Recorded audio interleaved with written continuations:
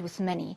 For 12-year-old grade 6 pupil Lilah Davies, who knows the pain of being bullied, it meant time for action. Lilah has started an anti-bullying campaign called Bully No More, whereby those going through the experience can privately seek help. Lilah joins me now via Zoom from Cape Town. Lilah, thank you so much for speaking to us this afternoon here on eNCA about your campaign. And I want to start with your own experiences of being bullied. Why and how were you bullied? So when I was bullied, this was like quite a bit ago. So as you can see, I have curly hair. It's quite big, quite like afro-like.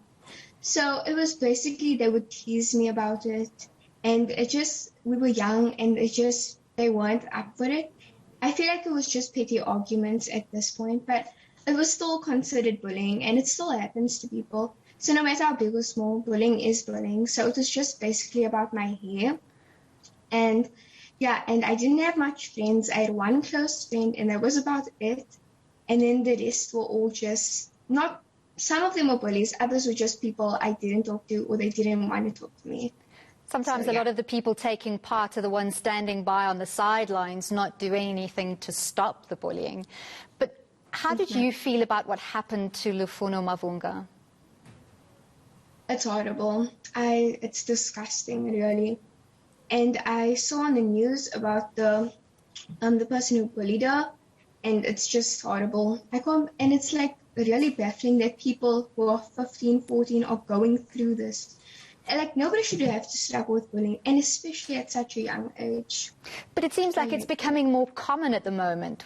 Do you experience that the same way? And if it is more common now, why do you think that could be? I think the main problem, in my opinion, is probably social media. Cyberbullying is a big thing, and with it, cyberbullying, you see a lot of people being mean on the internet, like just trolls, and I think that's because your identity is concealed. If you have a username, you can just hide behind a screen and you're mean to people. And this generation is all about social media. So it's really, I wouldn't say it's horrible because it has its good things, social media, but bullying is probably one of the worst. And you're right, it is getting more common. And even though I don't face it anymore, it doesn't mean that people older than me don't face it. And yeah. So let's talk about your campaign. You want to give victims of bullying a voice. How does it work? So it's quite simple. If you are being bullied or you're in a dangerous situation, as in at home or at school, you can write a brief letter just describing your problem. And what I'm planning to do is we're going to have like metal letter boxes in the bathrooms. So you can go into the bathroom, you can drop your letter in. And at the end of the school day, a principal or a guidance counselor, they're going to go into the bathrooms, they're going to collect all of the letters. This is going to be in both of the boys' and the girls' bathrooms. So they're going to collect the letters after school. And then the principal, he or she, they're going to go through it and they're going to assess the severity. So if it's like horrible and something extremely bad is going on, a counselor from Childline is going to step in and they're going to take it on. They're going to take it on from there. They're going to be helping the bully and they're going to be helping the victim. And if you feel unsafe with the letters, what we're going to have is we're going to have like a poster with those 3 or telephone numbers. So you can take one of those. You could take it home. You could go to a public phone and you could like phone somebody in case it's like unsafe for you to drop a letter. Sorry, I talk with my hands. Not a problem at all, so do I. So cyber and cell phone bullying, as you were telling us a little bit earlier, means that parents and teachers often don't know what's going on. Do you think this system of yours is the best way to eliminate that and to put them in touch with the people who need their help? Of course, I really do think it is, because it's going to be something like, it's going to be a handwritten letter. So as confidential as it is, you're still going to be helping somebody.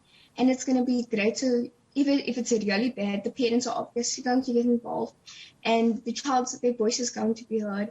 And the bully is also going to be getting help from their parents and from a counselor, because you don't know how their life is going. You always have to see what the other person is going through before you tell a whole story. Of course, we often look to adults, to teachers and parents and guidance counsellors and the people who are older and wiser to help. But do you think that peers and friends and classmates should also be getting involved to put a stop to bullying? Yes, I really think they should, because I feel like if more people think that it's not okay, the more people know. then they're going to stop doing it eventually, because society tends to just follow one person.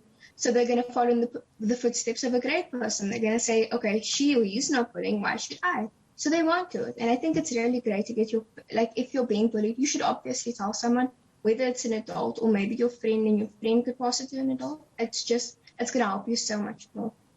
Well, thank you very much for speaking to us. It's great what you're doing. We really hope it has a meaningful impact and that lots of people are going to benefit from your campaign. That was the founder of Bully No More campaign, grade 6 learner Lilah Davies, speaking to us from Cape Town. Thanks very much, Lilah.